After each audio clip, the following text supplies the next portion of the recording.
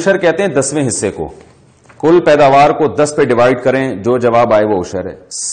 ٹھیک ہے نا, 100 من اگر ہے پیداوار تو 10 من جو ہے اس کا عشر ہے. تو 50 من اگر پیداوار ہے تو 5 من اس کا عشر ہے. تو وہ زمین جو بارش کے پانی سے سیراب ہوتی ہو زیادہ تر, یعنی 6 مہینے سے زیادہ قدرتی پانی ملتا ہو, بارش کا پانی اس کو ملتا ہو, ٹیوب ویل کے ذریعے 6 مہینے سے کم یا بالکل بھی پانی نہ دیتے ہوں, تو ایسی زمین پر عشر واجب ہے. یعنی جتنی پیداوار ہوگی, اور پیداوار سے مراد وہ پیداوار جو زراعت سے مقصود ہو. جیسے کسی نے گندم اگائی, مقصد اس کا گندم تھا, بھوسا مقصد نہیں تھا, بھوسا تو گریوی میں بک گیا, مقصد گندم تھا, تو گندم پہ عشر ہوگا. اور اگر بھوسا بھی مقصد تھا اس کا تو بھوسے پہ بھی عشر ہوگا.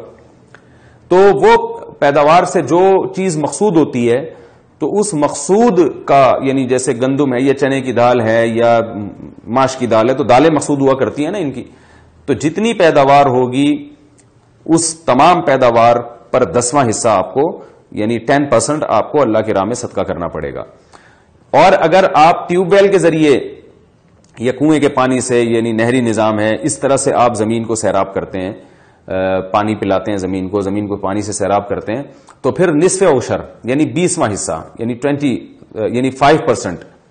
تو 20واں حصہ 5% بنتا ہے. تو یعنی 5% پیداوار آپ کو اسی طرح سے بطور عشر کی دینی پڑے گی. اور اس میں قیمت بھی دے سکتے ہیں. مثلا آپ نے لمسم اندازہ لگا لیا, بھائی اتنے لاکھ کی پیداوار ہے, مثلا 1 کروڑ کی ہے یا 50 لاکھ کی ہے, تو 1 کروڑ کا 10 لاکھ جو ہے وہ عشر بنتا ہے. تو 10 لاکھ روپے آپ کیش دے دیں, مختلف غریبوں میں بانٹ دیں, تو پیسے بھی دیے جا سکتے ہیں. دین کی بات پھیلانا صدقہ جاریہ ہے.